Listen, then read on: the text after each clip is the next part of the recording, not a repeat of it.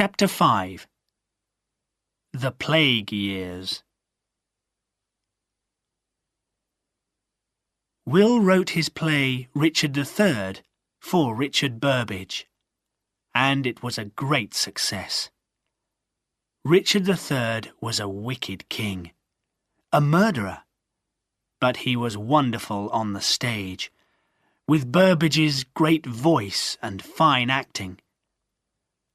Soon all London was saying King Richard's famous words when his horse is killed in war. "A horse! A horse! My kingdom for a horse!" All kinds of people came to see plays, and Will was making a lot of new friends. One day, after the play, he was talking to a young man outside the Rose. He was a very beautiful young man, a bit like a girl perhaps, but still very good-looking. Later, I asked Will who he was. "The Earl of Southampton," Will said.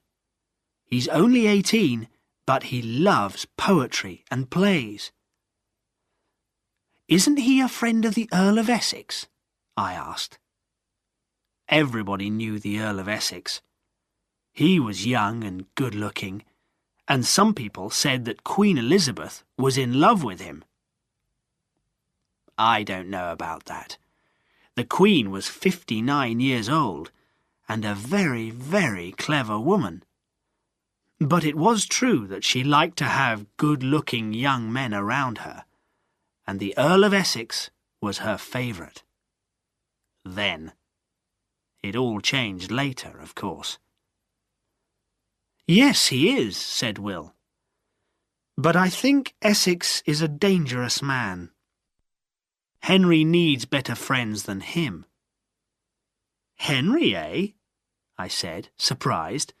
"My word, do you really call him Henry, not Lord Southampton?" "Only when other people aren't there," Will laughed. "I'm still just an actor from Stratford, Toby. Not very important. Let's go and have a drink at the Boar's Head on our way home." Will was always like that, quiet, never shouting about himself to the world. In the Boar's Head, we met some friends and started talking. The talk was all about the plague, which was coming back again into London. "Have you heard the latest news?" said one man. "They say that more than 30 people are dying every week now." "And the City Council," said another man, "wants to close all the theatres. They always do that when the plague comes to London. There'll be no work for any of us actors."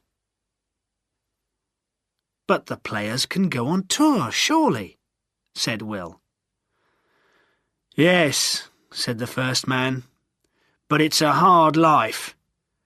A different town, a different inn, a different play every night. I think I'll stay in London." The plague is terrible in any place, but it was worst in London. In those narrow streets, with houses so close together, and the dirty water running down the middle of the street, there was no escape. When the plague came, it ran like fire through the town. If someone in a house got the plague, then the doors were shut and locked, and a big red cross was put on the door. Nobody could leave the house. You had to stay inside and fight, or die. If you were rich, you left London as fast as you could. In September 1592, the City Council closed the theatres. "Are we going on tour, Will?" I said to him one day. "Or back to Stratford? We can't stay in London."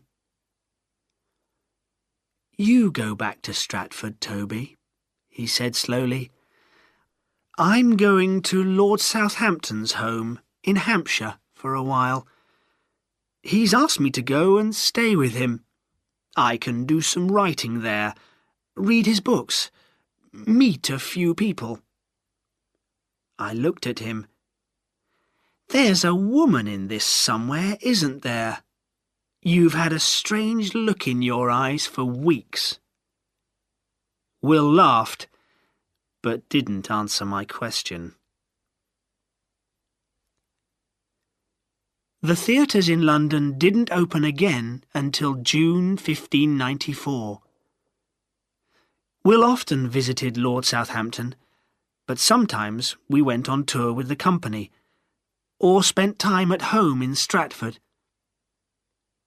Will began to spend more time in Stratford because it was quiet there, and he could do his writing. I never heard what Anne thought about it all. During those years, Will wrote a lot of poetry. He wrote his beautiful long poem, Venus and Adonis, for his friend Lord Southampton, and he wrote many of his famous short poems, the sonnets. But they didn't go in a book. They were only for his friends to read. One day, when we were back in London, I was reading some of his latest sonnets. Will was out somewhere, and I was at home in our lodgings in Bishopsgate. A lot of the poems were about a woman, a terrible, black-haired, black-eyed woman. She was cold and cruel, then she was true and loving, and then she was cruel again. For I have sworn thee fair, and thought thee bright, who art as black as hell, as dark as night. Was Will writing about himself here? I asked myself. And who was this woman, this dark lady? I always like to know what's going on, so I listened and watched and looked at all his women friends. Then one day I saw her. I was coming in the door at our lodgings, and she was coming downstairs. She had black hair and great stormy black eyes, and there was gold at her ears and round her neck. I stood back, and she went past me like a ship sailing into war. She looked wild and angry and very, very beautiful. "Whew," I said to myself. "If that's Will's dark lady, he'll never have a quiet, easy life." The woman looked Italian, so I went and asked John Florio about her. Florio was Lord Southampton's Italian teacher. We saw a lot of him in those days. I described the woman, and he knew her at once. "Emilia," he said. "Emilia Bassano. Now Emilia Lanier, wife to Alfonso Lanier. Before that, she lived with the old Lord Chamberlain. She was not his wife, you understand. But why do you want to know, my friend?" "If she's a married lady, she doesn't have a lover now, then?" Florio laughed loudly. "Lovers! You don't know Emilia Lanier. She's a bad woman, my friend. A bad woman." Now he spoke very quietly. "For a time, she was the friend of Lord Southampton. But not now. That is all finished." I didn't ask him about Will. Perhaps Emilia Lanier was Will's dark lady, or perhaps Will was just trying to help his friend Lord Southampton. Nobody will ever know now.